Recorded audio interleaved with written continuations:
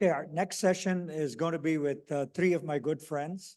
Kamini Ramani is going to moderate this session, and she has two amazing people with her. Jyoti Bansal, who is, let's see, entrepreneur, venture capitalist, winemaker, does a lot of things. And Navin Chaddha with Mayfield, who set up actually an AI fund with 250 million, I think, just to invest in AI, and has seen every generation of technology come up in the Valley. So all three of you, please come up here.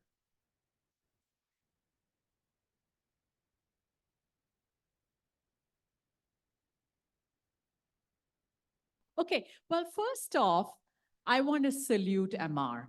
I mean, we've been friends, we've seen our children grow up together. I mean, when I think of MR, I think of three C's. He's the most creative person. He's an amazing curator of communities. He ignites them and curates them. And then he convenes these kinds of gatherings. And so thank you for being you. And when I think about networks and communities and so on, these two gentlemen who need no introduction did attend the same IIT in Delhi a few years apart. And I don't know if there's that whole status of is IIT Delhi the best IIT? Definitely. We're So- gonna have fighting words around it soon. I think we'll do a poll, the audience will tell us. Okay. Crowdsource everything. ChatGPT doesn't have an answer for Yeah. that. Great. See, I knew let's create some energy here around this, right? Because we're waiting for lunch, so we got to have some fun. But you know, each of them has founded three amazing companies. And then, you know, Navin started his investing career about 20 years ago. Jyoti started it about 5 years ago. So they've done, you know, the funder and the founder side of things. And, you know, there's lots of lessons learned and wisdom that they're going to share with us. But the first question, the first thing I wanted to assure you is it's Navin and Jyoti. It's not their digital twins. So these are the people, not their avatars, right? Don't know. Time will tell.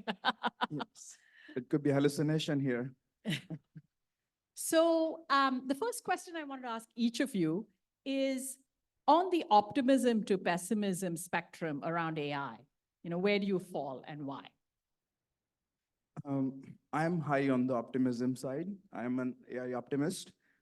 In general, I'm a technology optimist. I think technology cannot be stopped. And for humankind, for humanity, that's the nature of it. With technology creates productivity for humans. You know, if you look at 50 years ago, everyone will talk about human population is growing too much. We will not have food. We will not have resources. We can't sustain ourselves. You know, the technology created all this abundance of things and productivity, and we all have food, and we are all thriving. I do think that's the nature of human civilization. We do more and more technology. We create productivity. We create more things, and so AI is a great technology leap on a lot of on a lot of fronts, and we will see human productivity go up, which is a great thing. You know, we'll always find ways for humans to do more things. So I'm a big optimist. Navin? Should we ask the audience? Because they should do some work too. Everybody is a speaker. Raise of hands, right? Like who's an optimist long run? Wow, I need to change my answer now. So I think it could be the digital twin now. So I think long run, I'm 100% with everybody. It's a massive opportunity. Every time in the tech industry, there's a 10x force when you move from mainframe to PCs. Some of us were there. You move from PCs to internet, internet to mobile, mobile to cloud. This one is a 100x force. And the main reason is for the first time, there's a 10x force. Machines understand our language. In the past, we had to learn the language of machines. We had to program in C, then Java, then some other crap. So humans, right? Till now, humans thought they are the jockey and the machine is the horse. Till AI and NLP has come true, it was the other way around. We had to essentially be the horse and machines rode us. So it's changing now. With NLP, machines will understand human language today. In the future, they'll understand the language of nature. So that's a 10x force. The second 10x force is compute, GPUs have become so cheap and so good. Machines now will be able to do things that humans do, which is they'll have cognition, they'll think, and they'll be able to take action. So I think now we are entering an era where AI and humans will be teammates. Every organization is going to have these two people work together. It's not hybrid work, it's a hybrid workforce. People who endorse it basically will grow. People who don't will be dinosaurs. And it has happened again and again and again. So very bullish, right, on the long run. Short term, actually, I'm worried. The technology isn't there. We are high on the Gartner hype curve, a lot of errors, training, this, that. And the valuations are going high for the entrepreneurs in the room. And it's not good, right? Basically, models is the new bubble. And everybody thinks they can build a model company. It's a scale business. The amount of capital you need is so high, right? And then basically, it's a low margin business. You need distribution. And we have seen this movie again and again. VCs and entrepreneurs make money in capital efficient plays with very high gross margin, right? You don't make money in commodity businesses. So I'm worried about the hype curve. A lot of people, entrepreneurs, VCs are going to lose money. Long run, it'll be great. And as we have seen, sometimes the first movers only get arrows on their back. Google was the last search engine. Facebook was the last social network. So let's see.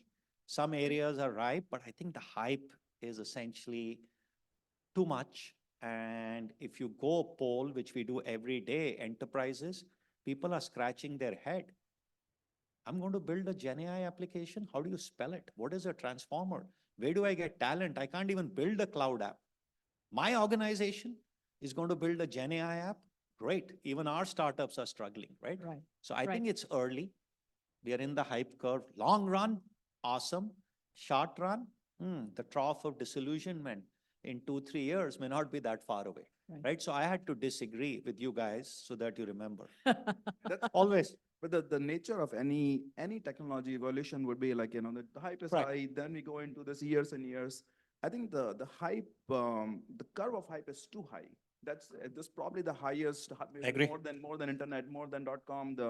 Crazy. It is crazy. So we're gonna see a longer trough of disillusionment. I feel much longer, maybe like 5, 7, 8 years on some of the stuff. I agree with you. And I think that's where VCs and entrepreneurs have to be very cautious, right? Solve real problems, which make a difference, right? Like people don't even know how they're going to use it, right? And how do you monetize this stuff? It's a Right. cost center. Romesh said something so interesting this morning about how he, every week when he does his review with his 4 analysts, this past week, he said there were 120 new developments just in the last week around AI that he was briefed on. So it's really hard to keep up with all that. But given that, Jyoti, what are the areas that you're excited about investing in? Oh, there's so much happening in the world of AI. So it is a 100x disruptor in many ways. So there are so many things that's happening. But I look at it like, you can almost look at like 3 different layers. The first layer is the more foundational infrastructure kind of layer. And there's work happening there. I think it's very hard for startups to compete there. And it will eventually become the cloud providers, the big cloud providers, Google, Microsoft, Amazon, NVIDIA doing a big part of the hardware under it, and few more companies. But there are opportunities in some cases. But that's the first layer. The second layer is the sort of the development infrastructure around all this. It could be vector databases, could be like, how you do data labeling, how you do like, agent infrastructure, just so much stuff happening on the development infrastructure around it. And I do think there's a lot of interesting opportunities for entrepreneurs, for startups to be created. Like anytime there's a change, you have like, companies that created around that, like, let's say, MongoDB for to handle, for your applications data. Now you can have like, vector databases and other things for the, things that you need for AI applications. There's another element, I would say a sub-segment of it is cybersecurity around a lot of Gen AI. And I see a lot of that already starting to emerge.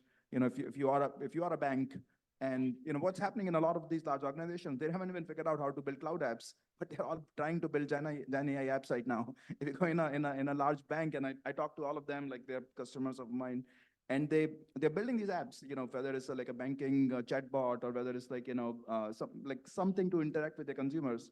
But they're all worried about, are they sending private data? Are they sending bad data? How do they make sure security is good? So I do think there's the cybersecurity subsegment around Gen AI development. That's an interesting area. Then the third layer on top is the applications. Like, what do you do? What applications that you can build on? And I do think that's where a lot of the opportunity is, especially the applications that something that creates content for someone. The content could be, text, whether like, it's marketing content on a website. Can that be, 3x, 4x, 5x better with Gen AI help? The next generation of applications, yes. Content could be, you're designing a graphics, and can graphics design could be 4x, 5x better? Yes. Creating video content, yes. Same thing applies to code, writing code. Code is content in the end as well. Like, can that be much faster? Yes. So I do think there are a lot of industry applications almost in every industry where Gen AI is a significant productivity boost. So like anytime like, you build a next generation of application or something, you have to look at like, are you 20% better than the previous generation of things, or you are 3x, 5x, 10x better? And I do think Gen AI does create opportunity for a lot of applications to be 3x, 5x, 10x better very quickly. So we'll see a lot of interesting startups and companies there, which I'm excited about. Great. Navin? Sure. So I think he said 3. Just for fun, I'll say they're like 6. Now I have to cook. How do I multiply 3 by 2? 3 times 2, right? So actually, right, like we are trying to innovate as a VC because we are laggards as an industry. We follow entrepreneurs. So we actually came up with a new term called CAS, CAAS, Cognition as a Service. So our viewpoint is IaaS, Infrastructure as a Service, was for IT. PaaS, PaaS, was for developers. SaaS, Software as a Service, business users. So AI is going to use all this stuff and it's going to sit above and is going to deliver cognition as a service. AI is going to be like water. The infrastructure layers are going to be like electricity. It's going to be everywhere. So where are the opportunities? We look at it, it's in 6 layers, breaking down the 3, 100% agree with you. So one is cloud infrastructure. I think the GPU, CPU is gone, but we have made some good investments at the semiconductor layer, which are orthogonal to NVIDIA, AMD, and other things, especially in, since AI is a 100x force, network is the bottleneck. So the world is moving from copper to optics. Now you need, 5 years back, the networking people will know, like you use 10 gig, you use 40 gig. Now the links are 800 gig, 1.6 terabit, 3.2 terabits. New technologies are needed. RISC-V is penetrating this market. Of all, power and cooling has become a very, very important thing. So VCs like us are doing fanless cooling, liquid cooling, because the cost of those things is much more. These things are like heat sinks. So never compete where incumbents have distribution. So there's opportunity there. Next layer up, models. I'm bearish on fundamental models for startups. But as you mentioned, once models are like OS, a few closed source models will be there, a few open source. We have seen the movie, Windows, all kinds of Unix go to 0, and Linux wins, one closed, one open. Phones, iOS closed, Android open. Same thing will happen in models.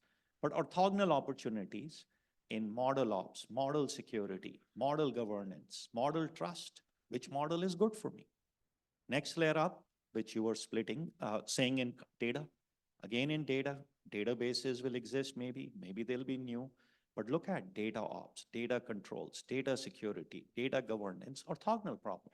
Again, entrepreneurs are going after it. The next level up, what you were saying, middleware and tooling. And all this technology exists, I have to build an app. How do I do it? It's in Python, I only know C or TypeScript. What do I do? So now LLM machine should help me with something. Next layer up, applications, the SaaS.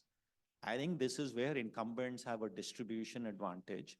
So you can't just go and say, I'm going to topple Salesforce or Adobe's Marketo. Absolutely right.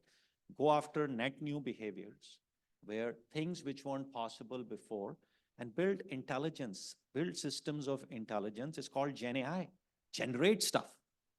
Don't be a system of record or system of engagement. And now using all this stuff, my favorite thing, AI teammates, take money from offshoring. These people are going to hit me as I leave the room. Take money from outsourcing companies. AI 24/7. Change the business model of both SaaS companies and professional services companies. Charge like cloud providers when you use it. Why per seat pricing? Why pay per hour? You don't use me, you don't pay me. So this layer on the top above applications, it started as Copilot, it'll go autopilot, then it'll become like a human teammate, digital workers, digital assistants. That's the future. So there are opportunities. I had to say 3 into 6. The sixth one is new. The other ones are just breaking your layers right now. What's the sixth one? The AI The teammate, teammates. right? People, Yeah, yeah. with professional Taking out the services. the Correct. going after, yeah, Yeah. I agree. Yeah. I think like huge opportunity. Totally McKinsey, agree. anybody from McKinsey, like I get stones thrown at me. Anybody from McKinsey, No. you know how much they charge? Anybody from BCG? Pain? I'm saved, man. Like, think about the money they charge. They are writing reports. Their analysts are 40% more productive with ChatGPT. Yeah. So why are they charging? To take out McKinsey, you don't even need AI. You just need an intern do the job. And Exactly. Much better than. No, but now you don't even need the intern, man. Yes. I agree with you.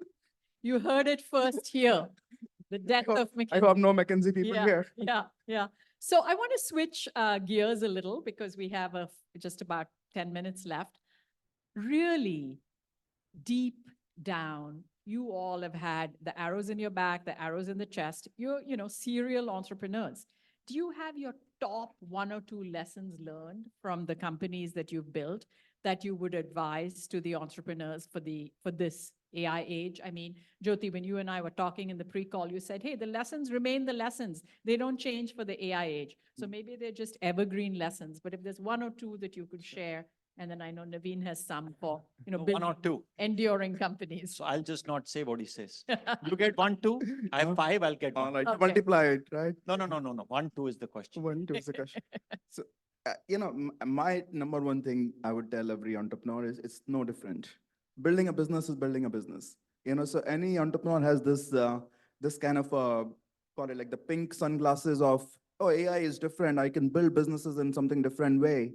They're going to fail, in my opinion. Like it's the building the business comes down to like, you are going after a problem that people really care about. You are building a differentiated product with good, strong product market fit. You are executing on go-to-market, you're selling your product, you're delivering true value to your customers. You have the right, the right culture, etc. in your team. So it's really the fundamentals of the business. And I always call like, these are the 5 fundamentals that you have to have. They don't change. And I see founders and entrepreneurs like, this is so different. AI is so different. Everything would be different. All the learnings from the how you build companies and startups don't apply to the AI stuff. And I was like, that's just, you're going to fail if you don't, think of true product market fit, forget the hype, think of delivering value to the customers, forget the hype, because that's the core of building the business. And that's my one primary lesson that just like I would tell to everyone, then don't forget that. 1 times 2. I get to say 2. So I think first and foremost, right, like agree with whatever you said, company building is a marathon, it's not a sprint. There's no overnight success in any business. There's only one overnight thing which happens.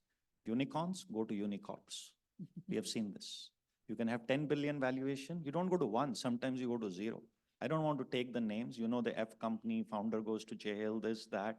So the rise is slow, but the fall is very, very quick. And second, right, like is whatever you do, remember, building companies is not machinery. This is about people, because you need to have a people-first culture, because people build products, people build companies. So if you remember those 2 things, running a marathon, there's no quick flip. If you're trying to do that, at least don't come to 2484 Sandhill Road. Just figure out where that is. That's our office. That's great. And then second thing is, you don't believe in people, you use too much I, again, don't come to that office. It's a we business. So we have a couple of minutes. One quick prediction, each of you on AI. anything that's different from what you've said. And we'll come back here next year and hold you to it, maybe. Well, let's ask ChatGPT or something. I don't Let's think ask them, man. Yeah, actually, that'd be good. Yeah, let's ask people here. You know. Okay, we'll open it up for questions, but thank you. Thank you, both of you. Appreciate it. And happy to open up to questions. Sounds like there are a couple of questions. Okay. Question over there.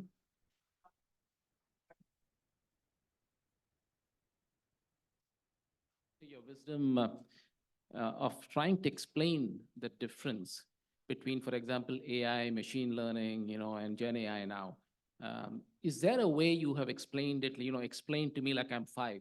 Like, is there an analogy you've used to explain this? Like, what's the difference between these to folks? He's technical. I'm a financial investor. So you go first, I'll go second to add some value as a board. Sure, that's a good question and hard question. But if I have to explain Gen AI, it's really the simplest thing to me is the language concept of the language model, which is you can explain to a 5-year-old, which is that you learn all the words from everything else that's out there, and based on what other people are saying, use the words in writing on books or so the words people have used, you can predict what the next word would be. And that's the core of a language model, that you're really predicting the next word in there, and you are being intelligent and smart about it. And then use Gen AI that you're predicting the word. You can also predict, you're starting drawing something. I have a 5-year-old. She's drawing some things like, what if something can predict what's the next thing could be drawn there? And she'll say, oh yeah, it's like connect the dots, but it's really like connect the dots in a when you're drawing something. But that's how I would explain the Gen AI concept. I do think that's the most powerful things are very simple, and there is a simplicity to Gen AI, and it is quite explainable. I think mine is probably simpler, right? Like, don't understand tech, no jokes apart. I think AI is like tap water, started in 50s. ML is, Perrier. Sparkling water you can charge. And I'm trying to think what's Gen AI. I think it's vitamin water. Price just keeps going up.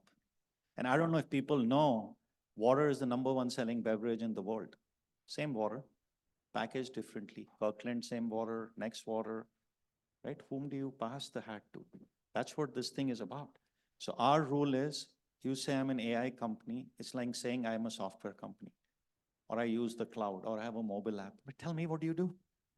Like, AI is a given, right? Like, so it's simple. Tap water, sparkling water, vitamin. It's just price goes up. That's not water. Man, you're a marketeer. I'm hallucinating. Yeah, you're a marketeer.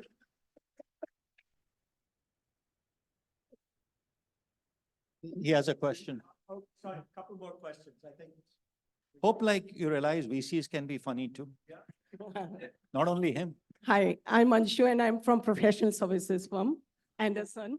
And first time in my career, I was happy that I was not from McKinsey or BCG. Yeah, thank you. Me too. So my question is that, the firms like us or the law firms with the deep technical skills we are needed, right? So from your vantage point, what do you think that, how the AI will impact the firms like professional services firm?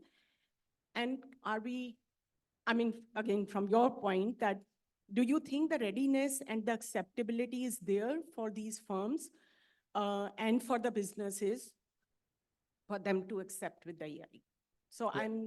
I want to know your Yeah, views. sure. I think like I've thought deeply about this stuff, right? So one is all professional services companies now being a bull case. The customers don't know what they're going to do. They don't even know how to spell transformer. Even I'm trying to figure that out. I thought like it's the voltage transformer, right? So I think they need help from companies like McKinsey and others to figure out what's the ROI. And then there is a shortage of talent. They need firms like you. So there is huge revenue opportunity. The cloud providers, for every $1 they're trying to sell, they're giving $5 to you guys, right?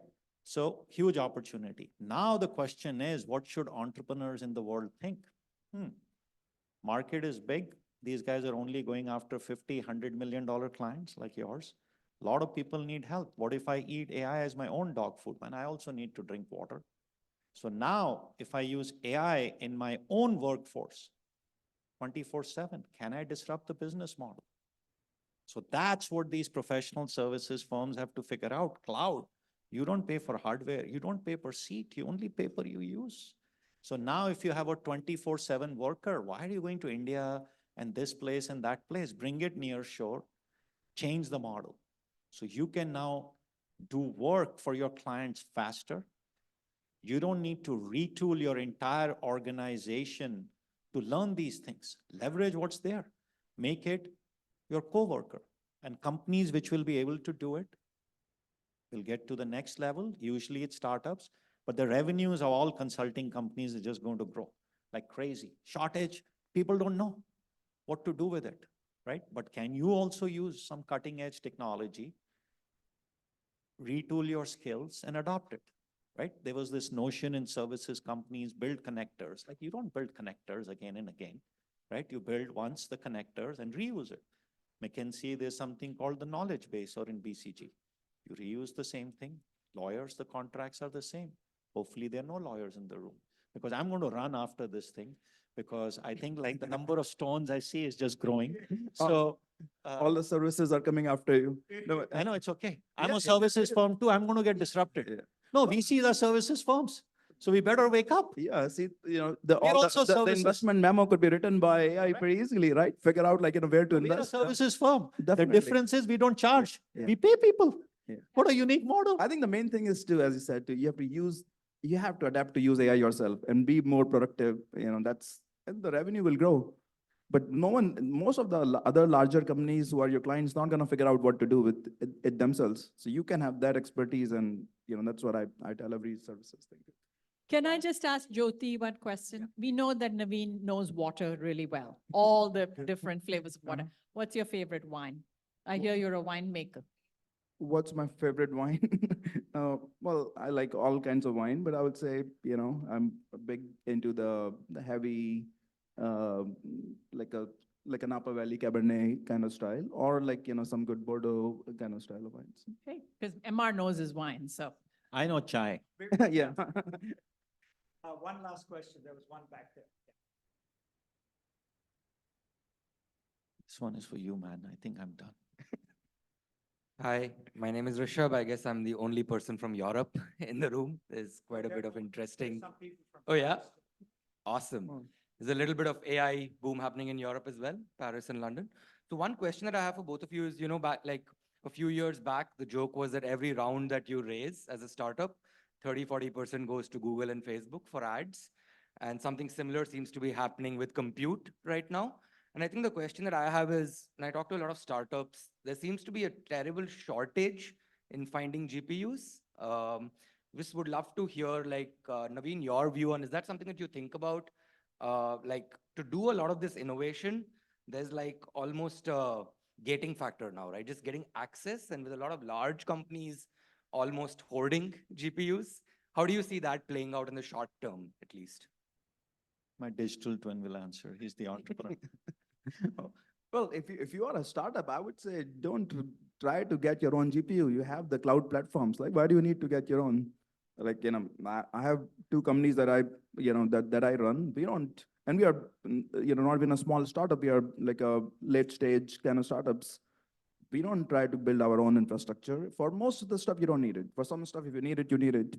But that's where you have all the platform providers now, from OpenAI to Google Gemini, Microsoft, AWS, everyone. The cost is a challenge. As a startup, it can take 30, 40, 50% of your revenue pretty easily, even more. And initially, so you have to plan for that. It used to be that, as you're starting a business, you would think obviously how many people you can hire. That's the number one cost. Then you will start thinking of what's your bill to AWS and where do you run your stuff. So now it's the AWS bill is significantly higher because of the AI cost, and you have to model it like it, and just to plan with that in mind. You can build a disruptive something, but if the cost is too high, you'll be fine for some time, like maybe another 6 months, a year, 2 years, but eventually you have to re-architect, rebuild it for the cost model to work, because the incumbents will in your space, they will have a cost advantage. They will throw in there for that. So cost is an angle, but I would not waste time in trying to figure out the hardware access and all that. Yeah, the only 100% agree I would add is, man, there are thousands of other problems to get solved. Man, why do you need to go solve everything where GPUs are needed, right? To do data security, there's no GPU need, right? Like solve orthogonal problems, because if you don't get $100 million, you can go to CoreWeave, right? You can go to enough places, he's right, but there's so many problems to solve. Why solve the same problem the herds are solving? Solve some other problem that is still open. Be like, you never follow, right? Like basically build your own strategy, build your own stuff. There's enough opportunity, right? If the only opportunity was training on these models, then NVIDIA will be a 10 billion, trillion market cap, which it will be. Thank you, Kamini.